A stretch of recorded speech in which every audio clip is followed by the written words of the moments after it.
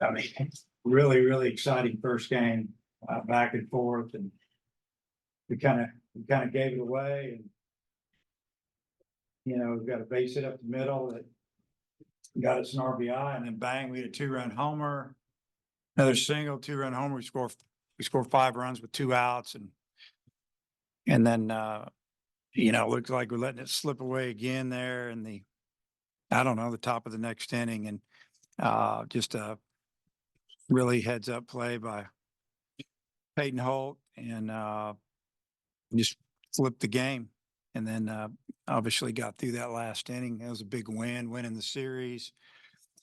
Especially with being down a starter, knowing that we were going to, start someone who hadn't started an SEC game before. And we used a lot of pitching. I think we threw 7 maybe in that game. And I think Fouch's last pitch was like 101 miles an hour, and pretty amazing. But that was a big win. And then, the second game, we were just, you look back at, we were trying to get 4 innings out of our starter because we'd already used a lot of pitching. We knew they had used a lot of pitching. We felt like that we might be able to get to their starter. But, we needed to slow them down a little bit. And, you take away a couple of walks in that inning, and, they hit the grand slam after the pop up is just barely blows out. And it's just the way the game works. We gave them some free bases, and they took advantage of it because they had their best hitter up at the right time, and there was nowhere to put him. And believe me, I thought about walking in a run. I honestly did. And I wish I would have, but he's an amazing hitter. So, but I thought overall, we played well 3 games in 24, 25, 26 hours. Starts to wear on you a little bit, especially when the wind's beating on you like the way it was. I mean, it just wears you out. And but I was proud of our guys. I mean, Florida's really good. It's they're 22-21 overall, 9-12 in the SEC. They could easily be, another 7-8 games the other way. And this it's they're dangerous. They're a dangerous team. They're physical, they have power, they have really good arms. That's why in the preseason they are ranked so high. But just another good weekend. I'll take it. 2 out of 3. Dave, you mentioned Holt's play in the first game today. Could you tell from your vantage point, like what had happened, like as it was unfolding, and like, is that something y'all work on, or have you ever seen anything like that? Yeah, they they work on it, talk about it every now and then, and guys have fun with it. But Holt actually works on it a little bit. Coach Thompson, he works with the outfielders, and he made that comment to me that Holt likes to play around with it. And yeah, I mean, he faked like he was going out to catch the ball, and the ball wasn't there yet, and deked the runner. And he started to run. Then the ball hit his glove, and he tried to go back. And I mean, you saw it. There's probably a lot of people didn't know what the heck happened, and still don't know what happened, and probably need to go back and watch a replay and have somebody explain it to them. But yeah, it was just a real heads up play, real heady play. Holt also just has looked really smooth in the outfield since y'all put him out there. Is that something y'all noticed? Like, I think he got a little bit of work in left in preseason. Like, has he always looked that smooth? Because sometimes infielders don't always look like that. No, I think he's just really, really improved over the last couple of weeks, and he just taken a lot of balls live and batting practice off a live bat. That's how you get better. I mean, you can run and catch fly balls from a bungo bat, a machine, but when you're reading the ball off the bat, working on your first step, because that's huge on those tough plays.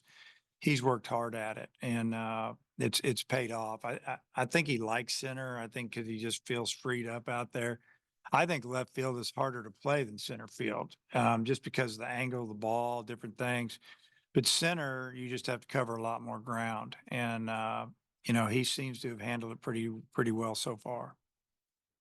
Brady was really good today. Yeah. Another back-to-back 6-inning performance from him too. Just, what did you see from him today specifically? And, he had a little lull there midway through the season maybe, but how has he kind of gotten himself back on track here? Yeah, I mean, he's he pitched well, like you said, the last couple weekends, and has gone deeper into the games, which is great for us. Had one inning today where he struggled a little bit, but he fought through it. And you know, does what he does. He knows how to get out of those jams. The good ones do. But it's been, it's been good to see him pick it up because we needed it. You don't expect guys to go out and give you 7, 8 innings early in the season. Just got to build them up. But they're built up now. They can go 110 pitches, whatever. We haven't thrown anybody that many this year, but they can. They could go a little more if the day's right. And, it hasn't been a major struggle out there. So yeah, getting him going has been big, really big for us. And Jared had a couple more hits today. Just how nice is it? He's not in the lineup in the midweek, kind of, and taking that break, and you slide him back in, and he picks off right where he left off. Yeah, he brings a little more firepower to our lineup. He's done a great job of driving in runs, getting big hits, playing good defense for the most part. We're just trying to keep him healthy and take care of him, and he just has to communicate with us and tell us how he's feeling. Seemed like Rahiva was stuck on 9 home runs for a while there. He finally got the 10th, and it was a big one. Is that just some of the streakiness just never going to go, and hopefully turn the corner? Yeah, I mean he's had some good at bats. He had some good at bats today. I think he is a little streaky, but he went down and got him a good pitch, kind of down and in. I think it's some type of off-speed pitch and hit it in the bullpen. You got to hit it pretty good that first game. That wind was howling, and you had to hit it pretty much there, dead left. And Peyton Holt did the same thing. He crushed his, and he knew it right when it left the bat. We did too.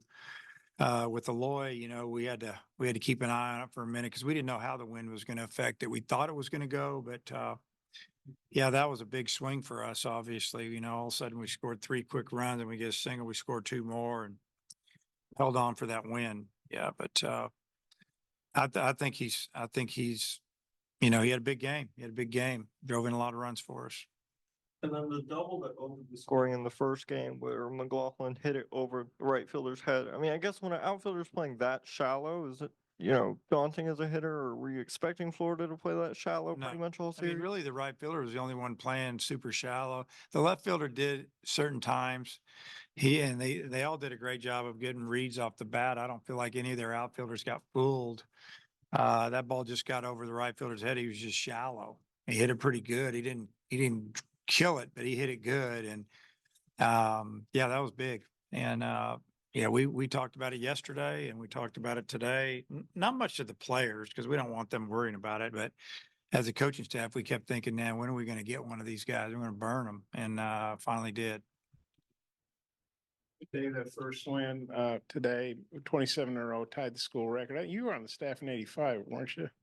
I think, Yeah. weren't you, GA? And so you've been part of the 2 longest winning streaks ever. And this one's probably, to me, even better because it was the in season. The other one spanned 2 seasons. Just what do you think about matching that record? And then, gosh, you hadn't lost in over 2 months at home. It must feel weird, I would think.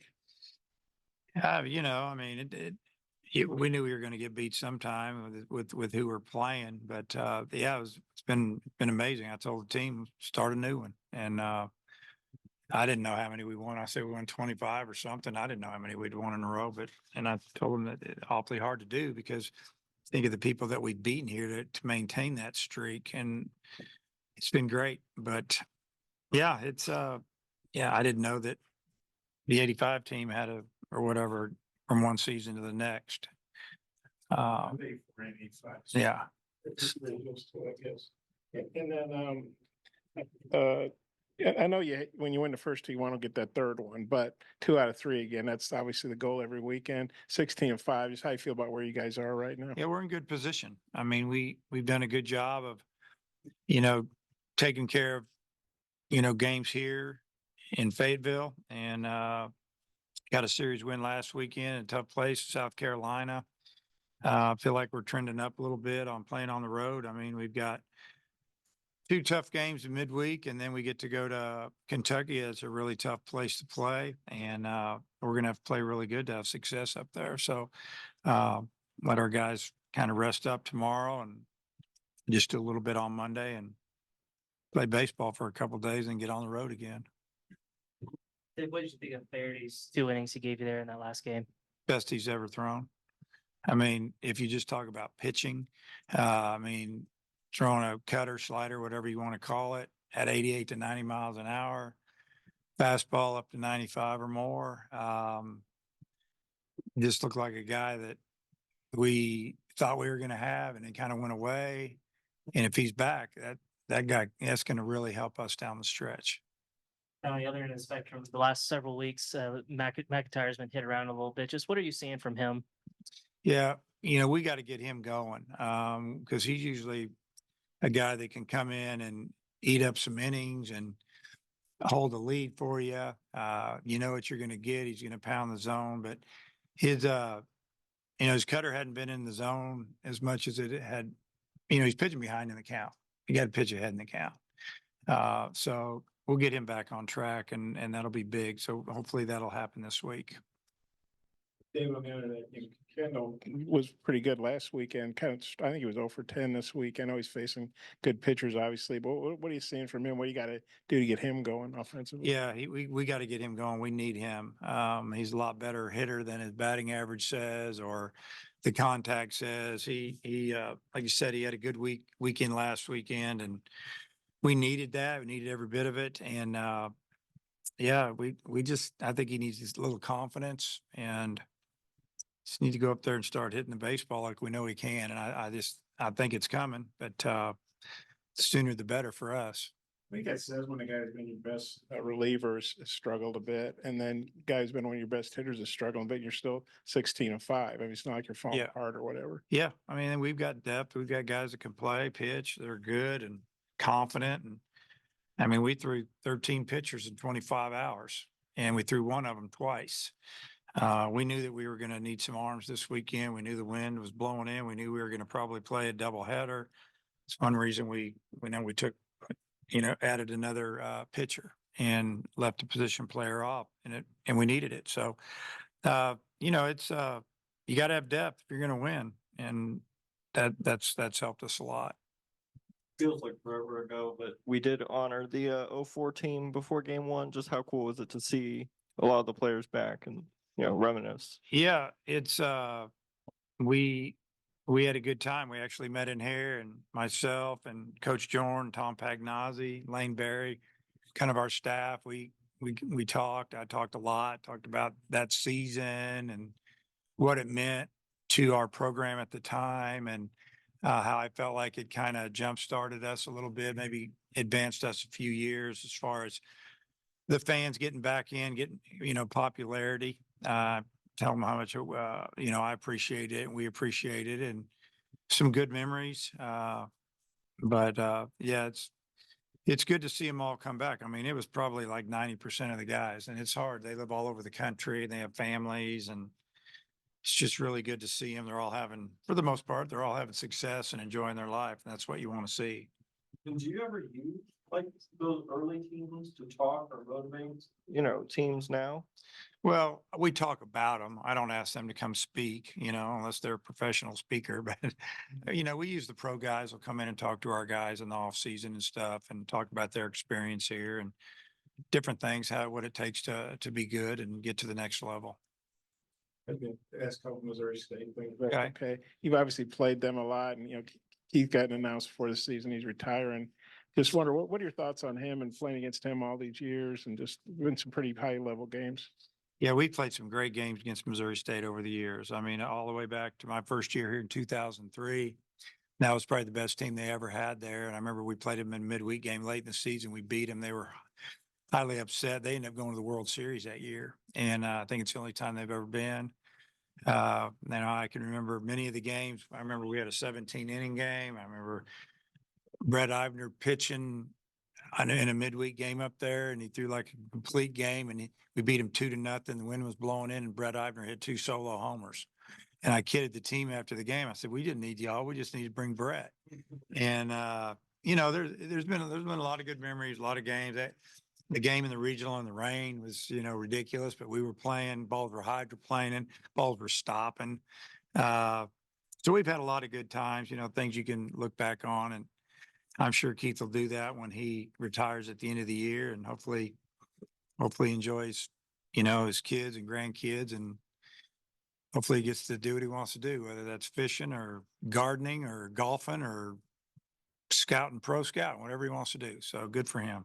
You know, it seems like you coached here forever and Norm did, but he's been there for, I don't know, 40-something years or something crazy. He's been there Just- for unbelievable Yeah, amount of what have years. you thought about his tenure there in the It's- longevity? It's amazing. Probably never happen again anywhere. I mean, the man's been at one school for 40 some years. I don't even know what it is. And, you know, Coach Thompson worked for him for a few years and enjoyed him. And every time we play him, it just seems to be a battle. We always get their best shot. And, you know, I'm sure it'll be the same this Tuesday and Wednesday. Or you know, Cal threw out first pitch, and I saw you guys kind of having some fun in the dugout. Just what do you think about having him here? And yeah, he threw Yeah. a strike off the mound. I was pretty impressed. Yeah, I talked to him between games. Actually, they came up to my office when I was doing some lineups. We talked about a few things, and you know, he doesn't want to take away from our team or a game. And he asked if I was good with it. I said, yeah, I'm good with it. You know, I'm glad you're here, and go out there and, you know, build your brand a little bit, get people fired up about basketball. They're fired up about baseball, but yeah, he seems excited to be here. So I'm excited he's here.